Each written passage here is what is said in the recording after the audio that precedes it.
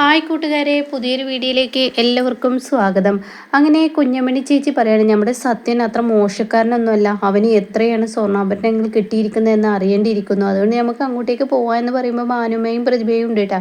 ഭാനുമ പറയണേ, അതിൻ്റെ ഒന്നും ആവശ്യമില്ല, നമുക്ക് ഇവിടെ തന്നെ ഇരിക്കാം, സച്ചി സാർ അത്ര മോശക്കാരനൊന്നുമല്ല, നല്ല തുകയായിട്ടും സ്വർണ്ണമായിട്ടും അവളുടെ മോൾക്ക് കൊടുക്കും, അവൻ്റെ മോൻക്ക് കൊടുക്കും, അങ്ങനെയാണ് അവൻ എന്നൊക്കെ ഇങ്ങനെ പറയണ്ട. അപ്പോൾ ഇത് കേൾക്കുന്ന കുഞ്ഞുമണി പറയാണ്, പിന്നെ ഇപ്പോൾ ആരാ മോശം, സത്യനാണോ മോശം, സത്യൻ ഇത്ര മോശക്കാരനാണോ? അപ്പോൾ ഇത് കേൾക്കുന്ന മാനുമ്മ പറയണേ, എന്തായാലും അവരുടെ അടുത്തോട്ട് പോകണ്ട, ഇനിയിപ്പോൾ അതിൻ്റെ പേരിൽ ഒരു പ്രശ്നം ഉണ്ടാക്കണ്ട എന്ന് പറയട്ടോ. എന്താ നിങ്ങൾ പറഞ്ഞു വരുന്നത്, ഇവിടെ സത്യനാണോ മോശക്കാരൻ എന്ന് പറയുന്നത്?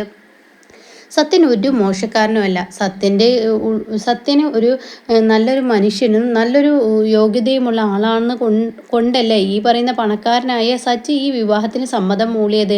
എന്നാൽ സുശീലയും സമ്മതം മൂളിയിരിക്കുന്നത് എന്തിനു വേണ്ടിയിട്ടാണ്? ഈ പണം കണ്ട് തന്നെയല്ലേ. അപ്പോൾ ചുരുക്കം പറഞ്ഞാൽ എത്ര പണം കൊടുക്കുന്നു, എത്ര സ്വർണം കൊടുക്കുന്നു എന്നൊക്കെ അറിയേണ്ടത് നമ്മുടെ ഉത്തരവാദിത്തം തന്നെ. നമുക്ക് അങ്ങോട്ടേക്ക് പോവാമെന്ന് പറയാനേട്ടാ.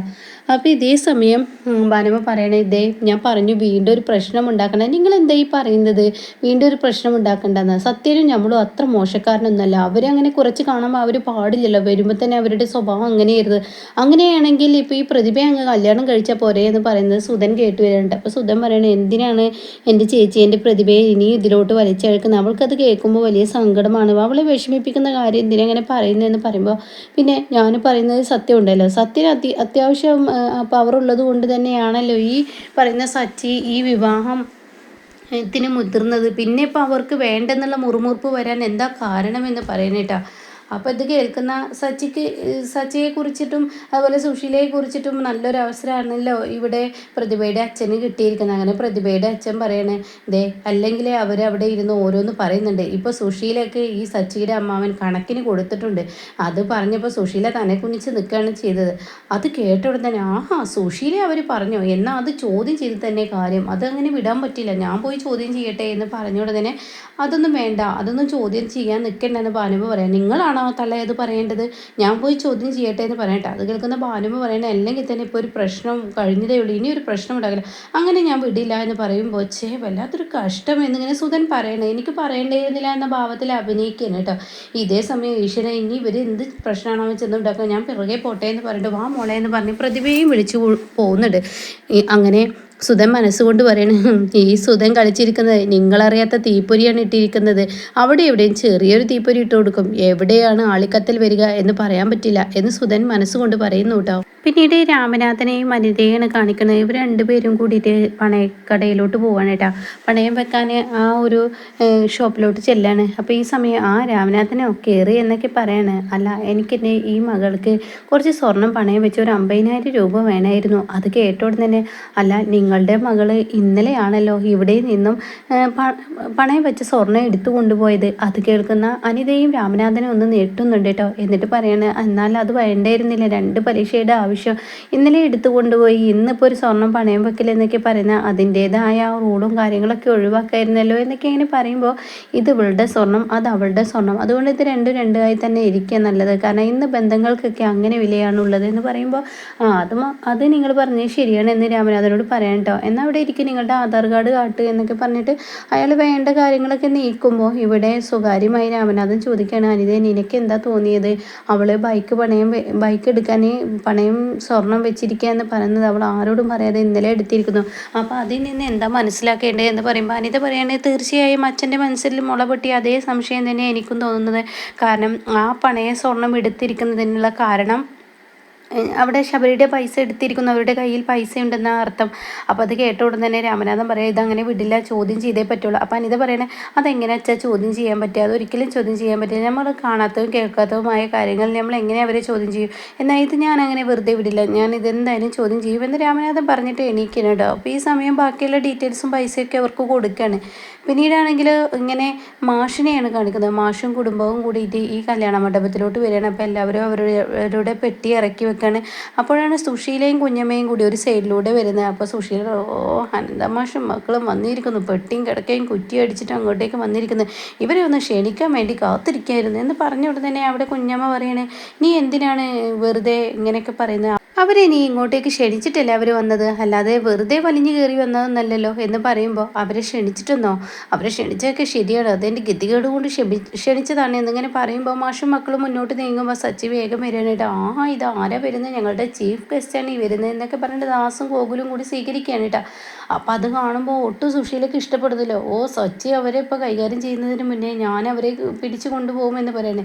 ഇതേ സമയം എത്ര നേരമായി നിങ്ങളെ കാത്തിരിക്കുന്നത്, എന്തായാലും പരിപാടി വൈകുന്നേരം തുടങ്ങുള്ളൂ മാഷേ, എന്തായാലും നിങ്ങൾക്ക് നല്ലൊരു AC റൂം തന്നെ ഞാൻ സെറ്റ് ചെയ്തിട്ടുണ്ട്, അങ്ങോട്ടേക്ക് എല്ലാവർക്കും ഓരോരുത്തർ റൂം എടുത്തോളൂ എന്നൊക്കെ ഇങ്ങനെ അവിടെ സച്ചി പറയണം കേട്ടോ. അപ്പോൾ ഇത് കേട്ട് സുശീല അങ്ങോട്ട് ഓടി വരികയാണ്.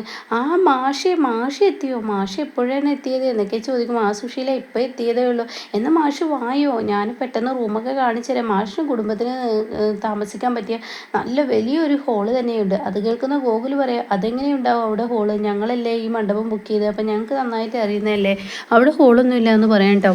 അപ്പോൾ അത് കേൾക്കുന്ന സുശീല പറയും, ആര് പറഞ്ഞു, ഞാൻ കണ്ടതാലോ അവിടെ ഒരു ഹോളുണ്ട്, വലിയൊരു ഹോള്, മാഷും മക്കളും കൂടി 10, 12, 14 പേരുണ്ടല്ലോ, അവർക്ക് തട്ടായി കിടക്കാനുള്ള അത്യാവശ്യം ബെഡൊക്കെ ഇട്ടിട്ടുള്ള ആ ഒരു ഇതുണ്ട് എന്ന് പറഞ്ഞ ഉടനെ തന്നെ സച്ചി പറയണ, അത് ഇവൻറ്റ് മാനേജ്മെൻറ്റ് അവരുടെ സാധനങ്ങൾ വെക്കാനുള്ള ആ ഒരു റൂമാണ്, അതാണോ ഈ മാഷിനും കുടുംബത്തിനും കിടക്കുന്നത്, മാഷിനും കുടുംബത്തിനൊക്കെ അത് മതി എന്ന് പറയട്ടോ. എന്നാൽ ഈ സമയം ഗോകുല് പറയണം, മാഷിനും കുടുംബത്തിനും വേണ്ടി നല്ല AC റൂം തന്നെ ഞങ്ങൾ സെറ്റ് ചെയ്തിട്ടുണ്ട്. അത് കേൾക്കുന്ന സുശീല, അയ്യോ അതൊന്നും വേണ്ട, ഇങ്ങോട്ടേക്ക് പോന്നോട്ടെ എന്ന് പറയുമ്പോൾ സച്ചി പറയണേ, സുശീലയെ കുറ്റം പറഞ്ഞിട്ട് കാര്യമൊന്നുമില്ല, കാരണം ഇവൻറ്റ് മാനേജ്മെൻറ്റിൻ്റെ ആ റൂം സുശീലക്ക് പിടിച്ചെങ്കിൽ, അത് നല്ല വൃത്തി തോന്നിയെങ്കിൽ സുശീലക്ക് കുറ്റം പറയാനൊന്നും പറ്റില്ല, അത് അങ്ങനെയാണെന്ന് പറയാനേട്ടോ.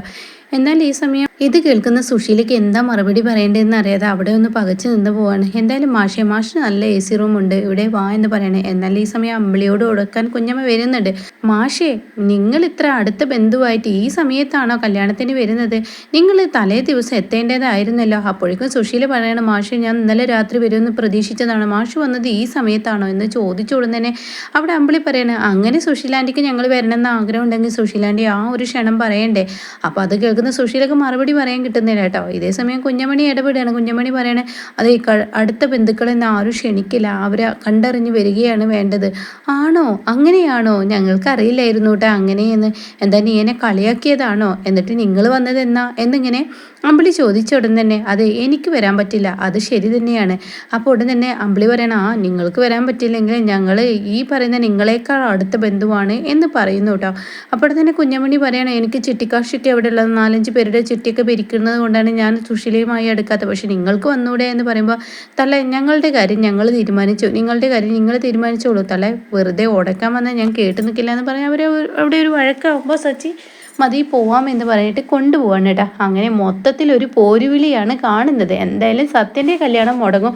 ചീരു അല്ല അതീവ സുന്ദരിയായി തന്നെ ചീരു ഈ വിവാഹ മണ്ഡപത്തിൽ എത്തിയിട്ടുണ്ട് കേട്ടോ. തൻ്റെ നെറ്റിയിലുള്ള ആ സിന്ദൂരമൊക്കെ അങ്ങ് മായ്ച്ച് കളഞ്ഞിട്ടുണ്ട് ചീരു, അത് തൊട്ടിട്ടുമില്ല.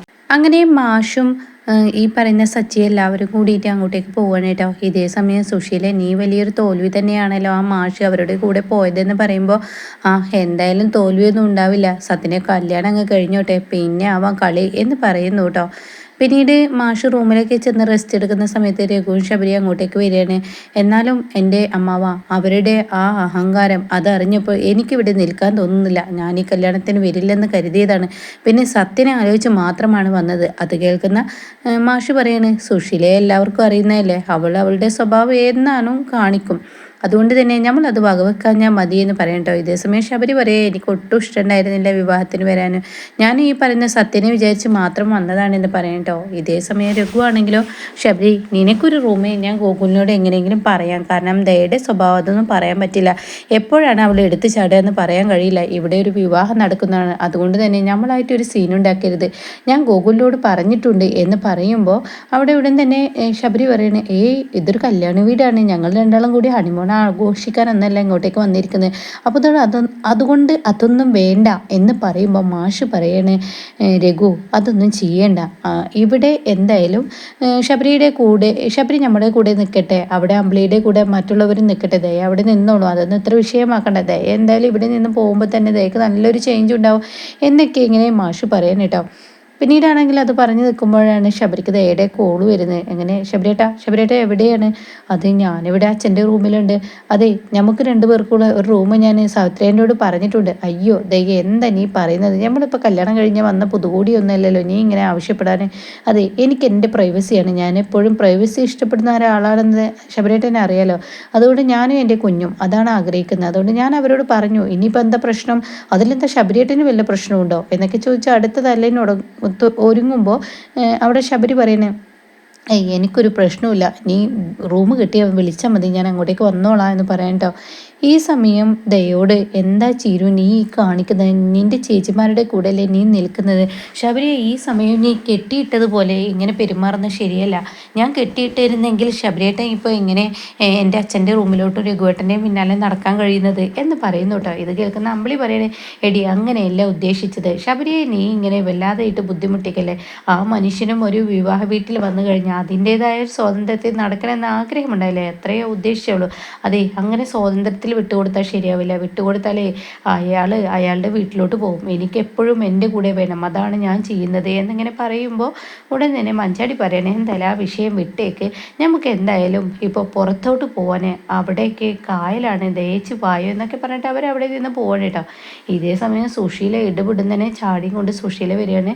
അങ്ങനെ സുശീല വന്നിട്ട് ഇവിടെ ഇന്ദ്രന് ഇപ്പുറത്ത് ഇങ്ങനെ ഇന്ദ്രനും അനുപമയും കൂടി സംസാരിക്കുന്നുണ്ട്. അപ്പോൾ ഇന്ദ്രൻ പറയുന്നുണ്ട് വിച്ചുമോനോട്, എടാ നീ അച്ഛമ്മയുടെ അടുത്തോട്ട് പോകുന്നില്ല എന്ന് പരാതി കേട്ടിട്ടുണ്ട്, ഇനി അച്ഛമ്മക്ക് അടുത്ത വഴക്കുണ്ടാക്കുക, അത് മതി എന്നൊക്കെ പറയുമ്പോൾ അവിടെ അനുപമ പറയാൻ ശരിയാണെന്ന് പറയുമ്പോഴാട്ടോ സുശീല ചാടിത്തുള്ളി വരുന്നത്. എടാ നീ നിൻ്റെ ഭാര്യയെ ഹണിമൂൺ ആഘോഷിക്കാൻ അങ്ങോട്ടേക്ക് വന്നിരിക്കുന്നത്, നിങ്ങളുടെ ആദ്യരാത്രി ഒന്നുമല്ലല്ലോ ഇവിടെ ഇങ്ങനെ കിടന്ന് 2 പേരും ഇങ്ങനെ സ്വലഭിക്കാൻ. അത് കേൾക്കുന്ന ഇന്ദ്രൻ പറയും, എന്താ അമ്മയുടെ പ്രശ്നം? അതെ, അവിടെ ആളുകൾ ഓരോരുത്തർ വരികയാണ്, സച്ചി സാറാണെങ്കിലോ എല്ലാവരെയും കൂട്ടിപ്പിടിച്ചും കൊണ്ട് അയാളുടെ അടുത്തോട്ടാണ് കൊണ്ടുപോകുന്നത്, അത് ശരിയാവില്ല, നമ്മൾ ക്ഷണിച്ചവരൊക്കെ അങ്ങനെ കൊണ്ടുപോയ സുശീല പിന്നെ ആരും ഇല്ലാതായി മാറിയില്ലേ.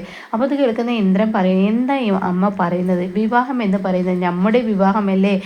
സത്യനും ഈ പറയുന്ന ആ പെൺകുട്ടിയും ഒരാളല്ലേ, അതായത് സത്യം കെട്ടാൻ പോകുന്ന പെൺകുട്ടിയല്ലേ ഈ സച്ചി സാറിൻ്റെ ഈ മകളെന്ന് പറയുന്നത്, പിന്നെ എന്താ അവിടെ പ്രശ്നം എന്ന് ചോദിക്കണം കേട്ടോ.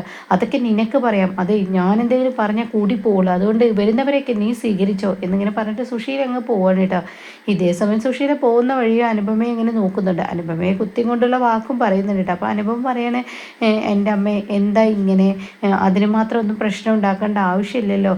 അയ്യോ എൻ്റെ അമ്മോ, ഞാൻ എന്നോടൊന്നും സംസാരിക്കാനില്ല, നിന്നോട് എന്തെങ്കിലും സംസാരിച്ചാലേ ശീലാവധി ആവാനൊന്നും എന്നെക്കൊണ്ട് കഴിയില്ല, അതുകൊണ്ട് നിർത്തിയിരിക്കുന്നു എന്നിങ്ങനെ പറഞ്ഞിട്ട് സുശീല ഇതിനെ ആളെ കളിയാക്കുന്നത് പോലെ കൈ കൂപ്പിയും കൊണ്ട് പറഞ്ഞിട്ട് അനുപമയുടെ മുന്നിൽ നിന്ന് പോകണം കേട്ടോ. ഈ സമയം അനുപമ ഇച്ചുവിനെ വേഗം എടുക്കണം, ഇനി അടുത്ത വഴക്ക് ഇതിൻ്റെ പേരിലാവണ്ട, എന്തായാലും ഇന്ദ്രേട്ടൻ പോയിക്കോ എന്ന് പറയണേ. പിന്നീട് മാഷിൻ്റെ മക്കൾ മഞ്ചാടിയും അമ്പിളിയൊക്കെ കാലിൻ്റെ പക്കത്തോട്ട് ഇറങ്ങാൻ ഒരുങ്ങുമ്പോഴേക്കും മാഷ് വരും. എന്താ ഇവിടെ പ്രശ്നം എന്ന് ചോദിക്കണേ. അപ്പോൾ ഉടനെ ഒന്നുമില്ല വെച്ചാൽ ഞങ്ങൾ ഇങ്ങനെ ഈ പറയുന്ന നമ്മുടെ പെൺകുട്ടിയെ കാണാൻ വേണ്ടി പോവുമായിരുന്നു. എന്നാൽ നന്ന്, അവിടെ പോയിക്കോളൂ, ഞാനൊന്ന് സത്യനെ ഒന്ന് ചെന്ന് കാണട്ടെ, എന്തായാലും ഞാൻ അവിടെ കണ്ടിട്ട് വരാമെന്ന് പറഞ്ഞാൽ അവരവിടെ നിന്ന് ഇറങ്ങാണ് കേട്ടോ. പിന്നീടാണെങ്കിലോ ഇങ്ങനെ സച്ചിയും മാഷും കൂടി നിന്ന് സംസാരിക്കുക. അപ്പോൾ അവിടെ ഇന്ദ്രനും വന്നിട്ടുണ്ട്, അനുപമയും ഉണ്ട്. അപ്പോൾ ഉടൻ തന്നെ അനുപമ പറയുന്നുണ്ട്, എന്തായാലും കുഞ്ഞമ്മണി ചേച്ചിയും വന്ന പാടെ സച്ചി സാറെന്നുള്ള വഴക്ക് കൊണ്ട് തന്നെ ഇന്ദ്രേട്ടാ അമ്മക്ക് ചെറിയൊരു പേടിയുണ്ട്, അതുകൊണ്ട് നേരിട്ട് സംസാരിക്കാൻ പോകുന്നില്ല, അത് തന്നെ വലിയ ഭാഗ്യം എന്ന് പറയുമ്പോൾ എനിക്കറിയില്ല ഈ കല്യാണമൊക്കെ എവിടെ എത്തിത്തീരുന്ന ദൈവത്തിനെ അറിയുള്ളൂ എന്ന് പറയുന്നുണ്ട് കേട്ടോ. ഇതേ സമയം സുശീലയും ഭാനുമ്മയും ഈ കുഞ്ഞമണി ചേച്ചിയും എല്ലാവരും കൂടി നിൽക്കുകയാണ്. അപ്പോൾ പ്രതിഭയും സുധനൊക്കെ ഉണ്ട് കേട്ടോ. അപ്പോൾ കുഞ്ഞമണി ചേച്ചി പറയണം, അതെ നമുക്കൊരു ചടങ്ങുണ്ടല്ലോ, പെണ്ണിൻ്റെ വീട്ടുകാരുടെ ആ ഒരു സ്വർണ്ണാഭരണങ്ങൾ കാണുന്ന ചടങ്ങ്. അത് കേൾക്കുന്ന ഭാനുമ്മ പറയണേ, അതൊക്കെ പണ്ടത്തെ ചടങ്ങല്ലേ, ഇപ്പം അങ്ങനെ ആചാരങ്ങളൊന്നുമില്ല. അത് കേൾക്കുന്ന സോന പറയണേ, ശരി അങ്ങനെ ഒരു ആചാരമൊന്നുമില്ല, അമ്മ ഒന്നും ഇണ്ടാതിരിക്കുന്നുണ്ടോ, ഇപ്പോൾ അങ്ങനെ ഒരു കാട്ടിക്കൂട്ടൽ ഇവിടെ കാട്ടണ്ട. അത് കേട്ടോടെ തന്നെ കുഞ്ഞമണി ചേച്ചി പറയണേ, അതെ ഞാനൊരു കാര്യം പറയാം, ഞങ്ങളുടെ തറവാട്ടിൽ ഭരിച്ചിരുന്നത് പെണ്ണുങ്ങളാണ്, അതുകൊണ്ട് ഇനി നാളത്തെ തറവാട് ഭരിക്കേണ്ടത് നീയാണ്. അത് കേൾക്കുന്ന സോന പറയണേ, എനിക്കങ്ങനെ നിങ്ങളുടെ തറവാടും ഭരിക്കേണ്ട ഒന്നും ഭരിക്കേണ്ട, നിങ്ങളുടെ പോലെ നാക്കും എനിക്കില്ല, അതുകൊണ്ട് എനിക്ക് അങ്ങനെ ഒരു ജീവിതേ വേണ്ട, മതി മടുത്തു എന്ന് പറയണ്ട. അപ്പോൾ ഇത് കേൾക്കുന്നു, എടി ഞാൻ എന്തെങ്കിലും പറഞ്ഞു കഴിഞ്ഞാൽ നിനക്ക് കൂടിപ്പോവും, എന്തായാലും എനിക്ക് ആ സ്വർണം കാണണമെന്ന് പറയണേ. അപ്പോൾ അവിടെ സോന പറയണത് അതൊന്നും നടക്കില്ല, എന്തിനാ വെറുതെ ആവശ്യമില്ലാത്ത കാര്യങ്ങൾ ഇനിയൊരു പ്രശ്നം ഉണ്ടാക്കുന്നത്. അത് കേൾക്കുന്ന സുശീലക്ക് അങ്ങ് ദേഷ്യം പിടിക്കണേ. എടി നമ്മൾ ചെറുക്കൻ വീട്ടുകാരാണ്, ചെറുക്കൻ വീട്ടുകാർ സ്വർണം കാണില്ല എന്ന് പറയുന്നത് അതത്ര വലിയ തെറ്റൊന്നുമില്ല. അത് കണ്ടതുകൊണ്ട് എന്താ, ഇവർ പഴയ സ്ത്രീയല്ലേ, എൻ്റെ അമ്മയുടെ അനിയത്തിയല്ലേ, അതുകൊണ്ട് ഇവർക്ക് കാണണമെന്ന് ആഗ്രഹം ഉണ്ടെങ്കിൽ കണ്ടോട്ടെ. അപ്പോൾ വാനമ്മ പറയണേ, എന്തിനാ വെറുതെ സുശീല ഇനിയും വെറുതെ അവനവൻ്റെ കുഴി തോണ്ടാൻ പോകുന്നത്, അത് ശരിയല്ലെന്ന് പറയുമ്പോൾ ഇതേതള്ളേ നിങ്ങളൊന്നും മിണ്ടാതിരുന്നോ, ഞാൻ പോയി കാണട്ടെ, സോന നീ വരുന്നുണ്ട്. ഞാനൊന്നുമില്ല ഈ ചീപ്പ് പരിപാടിക്കെന്ന് പറഞ്ഞ് സോന ഇവിടെ നിൽക്കുന്നു കേട്ടോ. ഇതേ സമയം പ്രതിഭയെയും സുധനെയൊക്കെ വിളിച്ചിട്ടാണ് പോകുന്നത്. വാ നമുക്ക് അങ്ങോട്ടേക്ക് പോകാമെന്ന് പറഞ്ഞ് വിളിച്ച് പോവാണ്. ഇന്ദുവും മന്ദാകിനിയും കൂടി ഇരിക്കുന്നുണ്ട് കേട്ടോ. അപ്പോൾ ഇന്ദുവിൻ്റെ മനസ്സാകെ ഇളകി മറിഞ്ഞിട്ടുണ്ട്. സത്യനെ പോലെ ഒരു പോരാത്തൊരു ചെറുക്കനെ എനിക്ക് വേണ്ടായിരുന്നു എന്നൊരു തോന്നൽ ഇന്ദുവിൻ്റെ മനസ്സിൽ തോന്നി തുടങ്ങിയിട്ടുണ്ട് കേട്ടോ. അങ്ങനെ ഇന്ദു ഇങ്ങനെ എന്തൊക്കെയോ ആലോചിച്ചിരിക്കുമ്പോൾ സുശീലയും ഈ പറയുന്ന കുഞ്ഞമണി ചേച്ചിയും പ്രതിഭയും സുധനും കൂടി അവിടെ വന്നിട്ടുണ്ട്. പക്ഷേ യാതൊരു മൈൻഡും ഇന്ദു ചെയ്യുന്നില്ല. സത്യത്തിൽ കണ്ടിട്ടില്ല, മന്ദാകിനി കണ്ടിരിക്കുന്നു, പക്ഷെ മന്ദാകിനി അത്രയും മൈൻഡ് ചെയ്യുന്നില്ല. ഇവരെ കാണുമ്പോൾ ഒന്നുകൂടി കാലുമ കാല് കയറ്റിയിരിക്കും. അങ്ങനെ സുശീല പറയണേ, അതെ ഞങ്ങളിവിടെ വന്നിട്ടുണ്ട്. അപ്പോഴേക്കും കുഞ്ഞമണി പറയണേ, ചെറുക്കൻ വീട്ടുകാർ വന്നു കഴിഞ്ഞാൽ പെണ്ണിനൊന്ന് അറ്റ്ലീസ്റ്റ് ഒന്ന് നീണീറ്റ് നിൽക്കേണ്ട ആ ഒരു മര്യാദ പോലും ഇല്ലല്ലോ എന്ന് പറയുമ്പോൾ അവിടെ ഇന്ദു പെട്ടെന്ന് എണീക്കുകയാണ് കേട്ടോ. ഇത് കേൾക്കുന്ന മന്ദാകിനി പറയണേ, ഇരിക്കടി അവിടെ, നീ എന്തിനാ എണീറ്റ് നിൽക്കുന്നത്, അത്ര വലിയ മര്യാദ കൊടുക്കേണ്ടവരൊന്നല്ല അവിടെ. അത് കേൾക്കുന്ന സുശീല പറയുന്നത്, അതെന്താ ഞങ്ങൾക്ക് മര്യാദ ഇല്ലാത്ത, ഞങ്ങൾ ചെറുക്കൻ വീട്ടുകാരല്ലേ, അത് മര്യാദ തന്നൂടെ. അതെ അവളുടെ അമ്മ എന്നെ നോക്കാൻ ഏൽപ്പിച്ചാണ് പോയിരിക്കുന്നത്, അതുകൊണ്ട് ഞാൻ പറയുന്ന അവൾ കേട്ടാൽ മതി, അവൾ ഇവിടെ ഇരിക്കുകയെന്ന് പറയട്ടോ. ഇതേ സമയം വാനവും ഇതിലാകെ കിടന്ന് കുടുങ്ങാണ്. അപ്പോൾ ഉടൻ തന്നെ ഞങ്ങളിവിടെ വന്നിരിക്കുന്നു മറ്റുള്ളവരോട് സംസാരിക്കാനില്ല, മറ്റുള്ളവരോട് സംസാരിക്കാൻ ഞങ്ങൾക്ക് താല്പര്യമില്ല. അത് കേൾക്കുന്ന മന്ദാകിനി പറയുന്നത്, മറ്റുള്ളവരാ, ഞാനേ സച്ചിയുടെ പെങ്ങളുടെ മകളാണ്, എന്ത് മറ്റുള്ളവരെന്നാ നിങ്ങൾ പറയുന്നത്, ഇവളുടെ കാര്യം നോക്കേണ്ട അധികാരം എനിക്കാണ്. അപ്പോൾ മന്ദാകിനിയെ നന്നായി പേടിക്കുന്നുണ്ട് ഇന്ദു. അപ്പോൾ ഭാനുമ്മ പറയണം, മോടെ ഇവിടെ ഇവർ വന്നിരിക്കുന്നത് ഈ കുഞ്ഞമണിക്ക് ഇനിൻ്റെ സ്വർണ്ണങ്ങളൊക്കെ ഒന്ന് കാണണത്രേ, അത് കാണാനാണ്. അത് കേട്ട മന്ദാകിനി പറയാം, ഇതാണ് പറയുന്നത്, കഷ്ടിക്ക് വകയില്ലാത്ത കുടുംബത്തിൽ നിന്ന് കല്യാണം കഴിച്ച് എങ്ങനെയൊക്കെ ഇരിക്കും. അത് കേട്ട ഉടൻ തന്നെ സുശീല പറയാം, ഞങ്ങൾ അങ്ങനെ അഷ്ടിക്ക് ഇല്ലാത്തവരൊന്നുമല്ല. അപ്പോൾ കുഞ്ഞമണി പറയാം, ഞങ്ങൾ സ്വർണ്ണം ഇഷ്ടംപോലെ കണ്ടുമടുത്തവരാണ്, എന്നാലും ഞങ്ങളുടെ ഒരു ചടങ്ങുണ്ട്, ആ ചടങ്ങ് കാണാനാണ്. മോൾ സ്വർണ്ണം എടുത്തേ എന്ന് പറഞ്ഞ ഉടൻ തന്നെ അവിടെ മോളോ നിങ്ങളെ എനിക്കറിയില്ലല്ലോ എന്ന് എന്ത് തിരിച്ചു കൊടുക്കണേട്ടാ. അത് കേട്ട ഉടൻ തന്നെ, അതെന്താ മോളെ നീ അങ്ങനെ പറയുന്നത്, ഇത് എൻ്റെ അമ്മയുടെ അനിയത്തിയാന്ന് പറഞ്ഞില്ലേ എന്ന് സുശീല പറയുന്നു കേട്ടോ. അതേസമയം ഭാനുമ വീണ്ടും ഇടപെടാണ്, മോളെ നീ ആ സ്വർണ്ണം ഒന്ന് കാണിച്ചു കൊടുത്തേ, പ്രശ്നം ഇവിടെ ഉണ്ടാക്കണ്ടെന്ന് പറയണേ. അപ്പോൾ കൂടുതൽ സംസാരം അവർ സംസാരിക്കുന്നുണ്ട്, അത് ഞാൻ ചുരുക്കിയതാണ് കേട്ടോ, ഒരുപാട് ലെങ്ത് ആവും വീഡിയോ. അങ്ങനെ പിന്നീട് ഇത് പറഞ്ഞ ഉടൻ തന്നെ മന്ദാകിനി കണ്ണിട്ട് കാണിച്ചു കൊടുക്കണ്ട എന്ന് പറയണേ. ഇതേസമയം ഇത് പറയണേ, എൻ്റെ അമ്മയുടെ അടുത്താണ് സ്വർണ്ണം, അതുകൊണ്ട് സുശീലേൻ്റെ എന്നോട് ക്ഷമിക്കണം, ഇവിടെ കാണിക്കാൻ പറ്റില്ല എന്ന് പറയണ്ട. അങ്ങനെ ഈ സമയം എന്നാൽ ഇത് കണ്ടിട്ട് തന്നെ ബാക്കി കാര്യങ്ങളുള്ളൂ എന്ന് പറഞ്ഞിട്ട് അവിടെ നിന്ന് പുറത്തിറങ്ങണം. അപ്പോൾ ഇപ്പുറത്താണെങ്കിൽ സച്ചിയും മാഷും ഇങ്ങനെ നിന്ന് സംസാരിക്കുകയാണ്. സുശീലയുടെ ഓരോ പ്രവൃത്തിയും ഒരു വൃത്തികെട്ട പ്രവൃത്തിയായിട്ടാണ് വരുന്നത്. സുശീല ഓരോ ബുദ്ധിമുട്ടിക്കലാണ്. അപ്പോൾ ഇന്ദ്രൻ പറയണേ, എൻ്റെ അമ്മ സ്വഭാവം മാറിക്കൊണ്ട് ഇരിക്കുന്നുണ്ട്, എന്തായാലും അത് കാര്യമാക്കണ്ട എന്നിങ്ങനെ പറയുമ്പോൾ മാഷും പറയണത് അത് അത്ര കാര്യമാക്കണ്ട, അതങ്ങ് വിട്ടാൽ മതി എന്ന് പറയാനിട്ടാ. അപ്പോൾ ഈ സമയം സുശീല പടയും പട്ടാളയുമായി വരുന്നത് പോലെ വരികയാണ്. അപ്പോൾ അത് കണ്ട ഉടനെ തന്നെ അനുപമ ഇന്ദ്രനോട് പറയണം, എന്തോ പ്രശ്നമുണ്ട്, കുഞ്ഞമണി ചേച്ചിയും കൊണ്ട് വരുന്നത് അതാണെന്ന് പറയട്ടോ.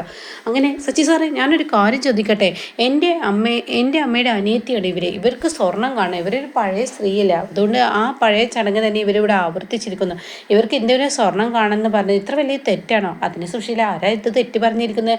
അതെ നിങ്ങളുടെ അവിടെ ഒരു കണ്ണടയൊക്കെ വെച്ചിട്ട് ഒരു ഭൂതം പോലത്തെ ഒരു സാധനം അവിടെ ഇരിക്കുന്നുണ്ടല്ലോ എന്ന് കുഞ്ഞുമണി പറയുമ്പോൾ, അതെ നിങ്ങൾ വാക്കുകൾ സൂക്ഷിച്ച് സംസാരിക്കണം, അവരെൻ്റെ പെങ്ങളുടെ മോളാണ്, അവളെ വായിൽ തോന്നിയത് വിളിച്ചു പറഞ്ഞാൽ അതെനിക്ക് കേട്ട് നിൽക്കാൻ കഴിയില്ല എന്ന് പറയട്ടോ. ഇതേസമയം ഇന്ദ്രൻ പറയാം, എന്താണ് അമ്മയുടെ പ്രശ്നം, എന്തിനാണ് വന്നിരിക്കുന്നത്? അപ്പോൾ ഉടൻ തന്നെ സ്വർണം കാണണമെന്ന് പറയണേ. ഇത് കേൾക്കുന്ന സച്ചി പറയാം, നിങ്ങൾക്കിപ്പോൾ എന്താ വേണ്ടത്, സ്വർണം കാണാം, അത്രയല്ലേ ഉള്ളൂ, അതിന് ഈ സാവിത്രി നിൻ്റെ കയ്യിലല്ലേ സ്വർണ്ണം, അതൊന്ന് എടുത്ത് കാണിച്ചു കൊടുത്തേക്കെന്ന് പറയുമ്പോൾ കുഞ്ഞമണി പറയണേ, ഇനി ഇവരുടെ ആ സ്വർണം കാണേണ്ട ഗതികേടൊന്നും എനിക്കില്ല, ഇങ്ങനെ എരന്ന് സ്വർണം കാണുന്ന ആരാണ് ചെയ്യുന്നത്, ആരും ചെയ്യില്ല, അതുകൊണ്ട് വേണ്ടാന്ന് പറഞ്ഞിട്ട് അവിടെ നിന്നും പെട്ടെന്ന് അങ്ങ് കുഞ്ഞുമണി പോവുകയാണ് കേട്ടോ. ഇതേസമയം സുശീലയും പിറകെ പോവാണ്. സുശീലയും ഇത് ഏറ്റുപിടിച്ചിരിക്കുകയാണ്. ഇതിനിടയ്ക്ക് മന്ദാകിനിയോട് കുഞ്ഞമണി പറയുന്നുണ്ട്, അതെ എൻ്റെ മകൻ സത്യൻ എന്ന് പറയുന്നവൻ ഈ നിൽക്കുന്ന സുധൻ്റെ മകള് എന്ത് തങ്കപ്പെട്ട കുട്ടിയാണ്, എന്ത് കാണാൻ ഗ്ലാമറാണ്, ഇവളെ കെട്ടാൻ ഉദ്ദേശിച്ചതാണ്, പക്ഷേ സച്ചി സാർ കാല് പിടിക്കുന്നത് വന്ന പോലെ പറഞ്ഞത് കൊണ്ടാണ് എൻ്റെ മകളെ കെട്ടുമോ എന്ന് പറഞ്ഞ് സുശീലയുടെ കാലിങ്ങനെ നക്കിയായിരുന്നു. അതെ സുശീലയുടെ കാലെന്നൊക്കെ എന്താ ഈ പറയുന്നത് എന്ന് പറഞ്ഞ് പുച്ഛിച്ച് ചിരിക്കുക കേട്ടോ മന്ദാകിനി. അത് കേട്ട ഉടനെ തന്നെ സുശീല പറയണേ അതെ അങ്ങനെയല്ല പറഞ്ഞത്, എൻ്റെ അടുത്തോട്ട് ആവശ്യമായി വന്നു, അവരുടെ മകളുടെ ജാതകത്തിന് ഒരു പ്രശ്നമുണ്ട്, അപ്പോൾ ആരും കിട്ടുന്നില്ല, സത്യനേ ഉള്ളൂ, അങ്ങനെ ഒരു വന്നു, അത്രയല്ലേ വന്നിട്ടുള്ളൂ, അതിനിങ്ങനെ ഈ സ്ത്രീ പറയേണ്ട ആവശ്യമില്ലല്ലോ എന്നും പറഞ്ഞ് കളിയാക്കുന്നുണ്ട് കേട്ടോ. അപ്പം മന്ദാകിനി അടിപൊളി തന്നെയാണ്, സുശീലയൊക്കെ അപ്പുറമാണ്. ഇതേ സമയം സച്ചി മാഷിനോട് പറയാണ് സുശീല സമയം എടുക്കുന്നോർത്തോളം സുശീലയായിരിക്കുന്നു എന്ന് പറയുമ്പോൾ മാഷ് പറയണേ അവരെത്ര കാര്യമാക്കേണ്ട, അത് വിട്ടേക്കെന്ന് പറയണം കേട്ടോ. ഇതേ സമയം അനുഭവം പറയണേ ഇന്ദ്രേട്ടാ നമുക്ക് ഇവിടെ നിന്നിട്ട് കാര്യമില്ല, കാരണം ഇനിയിപ്പോൾ അതിൻ്റെ പേരിലാവും പ്രശ്നം, നമുക്ക് അങ്ങോട്ടേക്ക് പോകാമെന്ന് പറയണേ. എന്നാൽ സത്യനാണെങ്കിലോ ആകെ സങ്കടപ്പെട്ടിരിക്കുകയാണ്. അപ്പോൾ സോന പറയണേ ഇപ്പോൾ എന്തായി, ഞാൻ അമ്മയോട് പറഞ്ഞതാ സ്വർണം കാണണ്ടെന്ന്, അപ്പോൾ നമ്മുടെ വില അമ്മ പോയി കളഞ്ഞു എന്നൊക്കെ പറയുമ്പോൾ സത്യന് ദേഷ്യം പിടിക്കുകയാണ്. അപ്പോൾ ശ്യാമ് പറയണേ അതിന് ഇത്ര വില കുറവായിട്ടൊന്നും കാണണ്ട, ഇപ്പോൾ പഴയ അമ്മക്കാരല്ലേ, അപ്പോൾ അവർക്ക് സ്വർണം കാണണമെന്ന് പറയുമ്പോൾ ഇന്ദുവും ഈ പറയുന്ന മന്ദാകിനിയും ചെയ്ത് ഒരിക്കലും ശരിയല്ല, അത് ചെയ്യേണ്ടത് അവർക്ക് ഇല്ല. കാരണം സ്വർണം കാണണമെന്ന് പറയുമ്പോൾ സ്വർണ്ണം കാണിച്ചു കൊടുത്താൽ ഈ വഴക്ക് ഇവിടെ ഉണ്ടായിരുന്നില്ല, അപ്പോൾ അവരുടെ അന്തസ്സ് വിടാതെ കളിക്കുകയാണ് എന്നൊക്കെ ഇങ്ങനെ പറയണ കേട്ടോ. അവർക്ക് ഒരു തരം ഇല്ലായ്മ കാണിക്കുന്നുണ്ട് എന്ന് അവർ പറയണം. അപ്പോൾ സത്യനാണെങ്കിൽ ഇത് സങ്കടമാവണം. അങ്ങനെ സത്യം പറയണേ എന്തായാലും അമ്മയെ കൊണ്ട് വല്ലാത്തൊരു ശല്യമായി, എന്തൊരു ബുദ്ധിമുട്ടാണ്, എനിക്കാണെങ്കിലോ ഒന്നിനും പറ്റാത്തൊരവസ്ഥയാണല്ലോ എന്നൊക്കെ ഇങ്ങനെ പറയുമ്പോൾ അങ്ങോട്ടേക്ക് രഘുവും ശബരിയും കയറി വരികയാണ്. അപ്പോൾ രഘുവും ശബരിയും കണ്ടവിടെ തന്നെ സോന പറയും നമുക്ക് പോവാം എന്ന് പറഞ്ഞിട്ട് സോന അവിടെ നിന്ന് പോവാണ് കേട്ടോ ശ്യാമിനെയും കൂട്ടിയിട്ട്. ഇതേ സമയം സത്യൻ്റെ മുഖം മാറി മറിയുന്നത് കാണുമ്പോൾ രഘു ചോദിക്കുകയാണ് എന്താണ് സത്യൻ എൻ്റെ മുഖത്തൊരു വിഷമം. അപ്പോൾ ശബരിയും ചോദിക്കുന്നുണ്ട് ഒന്നുമില്ല, മൊത്തത്തിൽ ഇവിടെ പൊട്ടലും ചീറ്റലുമാണ്, ഞാൻ വല്ലാത്തൊരു കഷ്ടത്തിലാണ് ഞാൻ പെട്ടത് എന്നിങ്ങനെ പറയുമ്പോൾ എന്താ എന്ന് ചോദിക്കുമ്പോൾ അമ്മ ഓരോരോ പ്രശ്നങ്ങൾ ഉണ്ടാക്കിക്കൊണ്ടിരിക്കുകയാണ്. പിന്നെ ഈ ഉള്ള കുടുംബത്തിൽ നിന്ന് ഇല്ലാത്ത കുടുംബങ്ങൾ കല്യാണം കഴിക്കുമ്പോഴുള്ള ആ ഒരു അവഗണനയും കാര്യങ്ങളൊക്കെ വരുന്നുണ്ട്. എനിക്കാണെങ്കിലോ ഇത് വേണ്ടായിരുന്നു എന്ന് ഇപ്പോൾ തോന്നുന്നു. എനിക്ക് ഈ പ്രശ്നത്തിനൊക്കെ ഒരു പരിഹാരം ഉണ്ടാക്കാൻ എനിക്കറിയാം, പക്ഷേ ഞാനിവിടെ പെട്ടില്ലേ, ചെറുക്കനായി നിന്നില്ലേ എന്നൊക്കെ ഇങ്ങനെ പറയുന്നു കേട്ടോ. ഈ സമയം അമ്പിളിയെയും ചിരുവിനെയൊക്കെ കാണിക്കുന്നത് അവർ ഇന്ദുവിനെയും കൂട്ടി കായൽവക്കത്ത് വന്നിരിക്കുകയാണ്. അപ്പോൾ ഇന്ദു പറയണേ എന്തായാലും അവരിൽ നിന്ന് ഞാൻ രക്ഷപ്പെട്ടു, മന്ദാകിനി ചേച്ചിയിൽ നിന്ന് എൻ്റെ ആൻറ്റിയാണ്, പറഞ്ഞിട്ട് കാര്യമില്ല, വല്ലാതെ ബുദ്ധിമുട്ടിക്കുകയാണ്, അവർക്ക് അവരുടെ മകനുമായി കല്യാണം കഴിപ്പിക്കണം എന്നായിരുന്നു വലിയ ആഗ്രഹം. അതിനിടയ്ക്കാണ് ഈ ഡോക്ടറുടെ ഒരു വിവാഹം വന്നത്, അത് വന്നതിൽ പിന്നെ കുഴപ്പമൊന്നും ഉണ്ടായിരുന്നില്ല. ഇപ്പോൾ സത്യേട്ടനുമായി വിവാഹം ഉറപ്പിച്ചു, ഇവിടെ വന്നപ്പോൾ സത്യേട്ടൻ ഇല്ലായ്മയുള്ള കുടുംബത്തിൽ നിന്നാന്ന് അറിഞ്ഞപ്പോൾ അവർക്ക് അവരുടെ മകനെ കൊണ്ട് വീണ്ടും കല്യാണം കഴിപ്പിക്കണമെന്ന് ആഗ്രഹമുണ്ട്. അതുകൊണ്ട് അവർ പറയുന്നു എന്നോട് ഇപ്പോഴും വൈകിട്ടില്ല, നീ തീരുമാനിക്കുക എന്നൊക്കെ ഇങ്ങനെ പറയുമ്പോൾ അവിടെ ചീര് വരികയാണ്. എന്നിട്ട് ഇന്ദുവിനോട് പറയണേ ഈ കല്യാണത്തലേന്നാണോ ഇങ്ങനെയുള്ള സംസാരങ്ങൾ സംസാരിക്കുന്നതെന്ന് ചീര് പറയണ്ട. ഇത് കേൾക്കുന്ന ഇന്ദു ഇങ്ങനെ ഞെട്ടി നിൽക്കുന്ന ആ സീനിലാണ് എപ്പിസോഡ് നിർത്തിയിരിക്കുന്നത്.